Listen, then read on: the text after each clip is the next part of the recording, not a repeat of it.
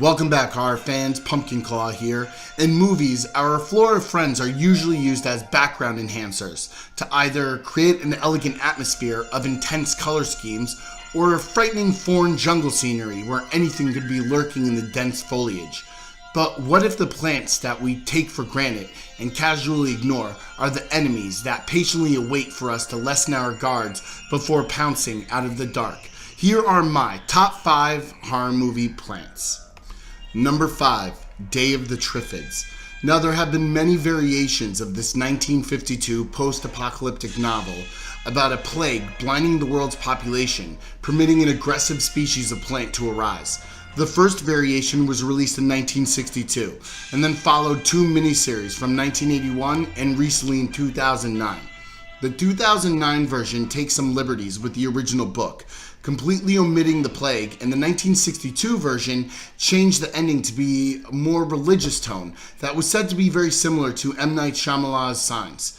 According to Danny Boyle, the opening hospital sequence in the 1962 version inspired Alex Garland to write 28 Days Later. Let's hope that a proposed remake in the works is able to get off the ground soon. Number 4, Attack of the Killer Tomatoes.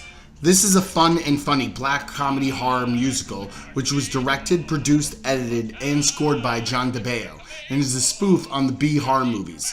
The movie is about sentient tomatoes leading a revolt against humanity. The opening scene is brilliant, and a tomato rising out of a woman's garbage disposal, then cutting to police investigating her death, is absolutely scary and funny at the same time.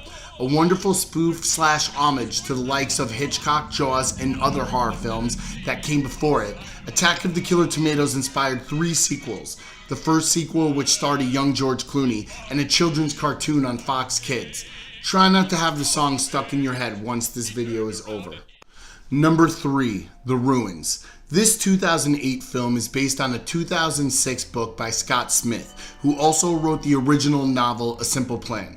An amazing movie that, if looked at deeper than the simplicity of its premise, examines the various stages of hopelessness and fear, with each character displaying stress, anxiety, avoidance, and reinforcement on an isolated Aztec ruin, while carnivorous plants tear them apart mentally and physically.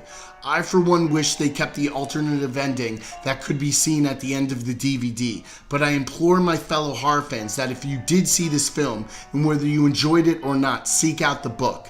Stephen King said in his column on Entertainment Weekly, "The Ruins is your basic long scream of horror. It does for Mexican Vacations what Jaws did for New England beaches in 1975. Now, why wouldn't you listen to King himself? Number 2, The Lonesome Death of Jordy Verrill, Creepshow. Speaking of King, here is a classic short story brought to the screen in probably the best horror movie anthology ever made. The main character, Jordy Verrill, is played by King as a simple farmer coming across a fallen meteor, and the alien goo that releases out of it causes him and everything around him to turn into a giant grassy plant-like substance. With its cliffhanger ending and eerie music, you hope that you never come across this diseased farmland in your life. Also, side note, if you are a fan of Creepshow, I would definitely seek out the Blu-ray Just Desserts, The Making of Creepshow. It has a fascinating behind the scenes, including interviews and stock images, a brilliant special effects team led by none other than Tom Savini, who helmed the realistic horror scenes to life ages before the crutch of CGI. Number 1, Little Shop of Horrors. What else could it be? The Audrey 2 is a mean-eating plant that made a no-name florist into a worldwide sensation. Directed by Frank Oz, who voiced the laundry list of Muppets, brought the puppets in the Labyrinth to life, Sesame Street, and none other than the Jedi Master himself, Yoda, who, by the way, he still voice acts for in Episode 7 and Rebel television series. This musical sensation is enjoyable to not only horror fans, but Broadway and comedy fans alike, with a cast including Rick Moranis, John Candy, Steve Martin, Bill Murray, and even a young Tisha Campbell. I think Little Shop of Horrors deserves to be on the list of top horror movie plants. Also, if you are a horror fan, check out the alternative ending that, though filmed, was thought to be too bleak and cut for a more happier ending.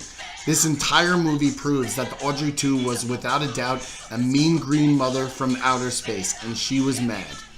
What are some of your favorite horror movie plants? Tell me in the comment section below, and please remember to like, share, and subscribe.